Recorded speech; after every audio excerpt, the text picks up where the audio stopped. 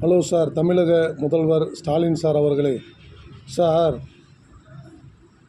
குடிகாரர்களுக்கு கள்ளச்சாராயம் குடித்து இறந்தவங்களுக்கு நீங்கள் 10 லட்சம் ரூபாய் அவங்களுக்கு நஷ்டஈடாக கொடுக்குறதா சொல்லியிருக்கிறீங்க.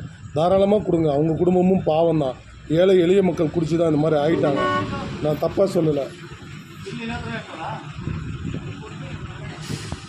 பட் ஆனால் அதை உங்கள் கம்பெனிகள் நீங்கள் செய்யக்கூடிய தொழில்களில் இருந்து எடுத்து கொடுங்க சார். இப்படி நாங்கள் கொடுக்குற வரி பணத்திலேருந்து நீங்கள் எடுத்து கொடுக்காதீங்க சார்.